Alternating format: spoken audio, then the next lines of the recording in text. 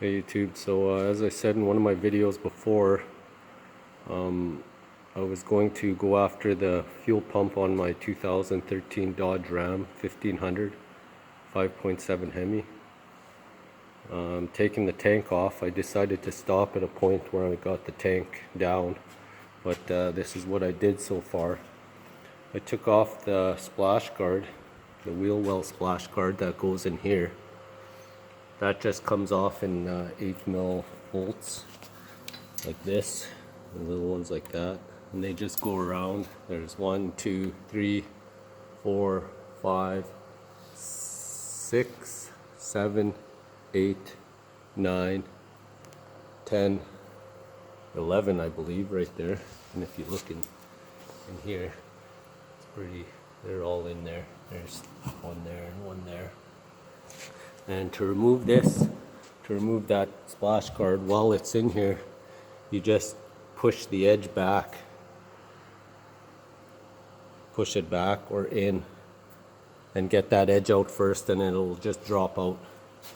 Oh, as well as this piece here that goes underneath here. Goes right there, remove that. And there's two little small clips, you just screw them out. They're Allen keys or torque screws. You just lightly screw them out. They're just plastic, and they go right there, one there and one there.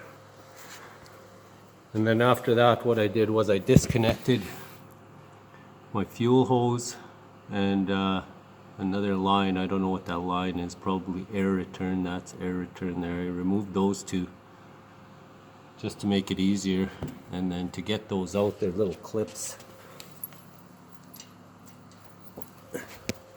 This one has a blue clip. You just slide that blue clip out, and then it has a little white clip, a U clip or whatever like that looks like. I broke mine, but it looks like that. It's a little white thing, and it just pries out and slides out. If you've done fuel lines before, you know what I'm talking about, and that little plastic piece just slides out. And I'm at this point where I dropped the tank down, and I disconnected that while it was up there, and that while it was up there. This one was easy to come off. It just pried off. It's right there. And there's the wire connector for that right there. It just squeezes. It squeezes right there. Yeah, you just squeeze that and pop that off. Up right there. And to drop the tank, there's two straps. One there and one that goes there, and they go up there, and they are, I believe, 16mm bolts. There's two of them, one there and one up there, and you loosen those and let your tank drop nice and slow. I tied mine up, but then I just untied it because the straps hold it in place as you're dropping it. One recommendation is to make sure your fuel tank is empty when doing that, if you can. But if you can't, make sure you tie it up really well because it gets heavy, and support it with something underneath. Oops, sorry. Support it with something underneath it. Mine's easy because I emptied the fuel tank. And then, as you could see there, that's the hose I took off up on top. That's the one hose. It was just had a clamp like that. And then this wire, this piece right here that I disconnected, that I was talking about, and it had a little wire harness on it. Again, you just unclip that wire harness while it's up inside there from the other side, and it's pretty easy. Sorry I couldn't show you, but I just decided to go from this point of the video.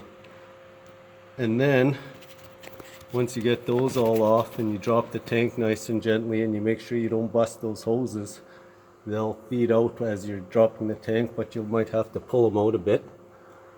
And then there's those two right there.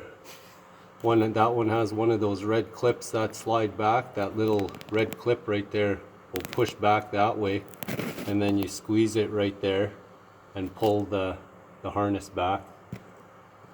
And then there's that thing right there, which is similar to this one.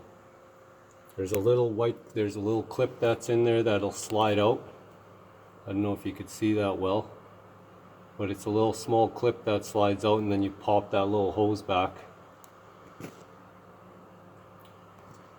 Hopefully you could figure it out. If you've done these before, then you know what you're doing with the fuel lines. It's a little small plastic clip. Don't force it out.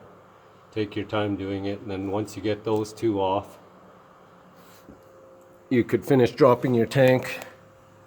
As you can see, mine's being held up with the strap and a rope right there, but my rope's untied. But anyway, I could drop the tank once I get those two off. So it's not too much work getting it apart. There's those connections, these connections, those two connections. See, that you could get them off while they're up on the tank, but I found it easier to do it from up top. And then you drop your tank out.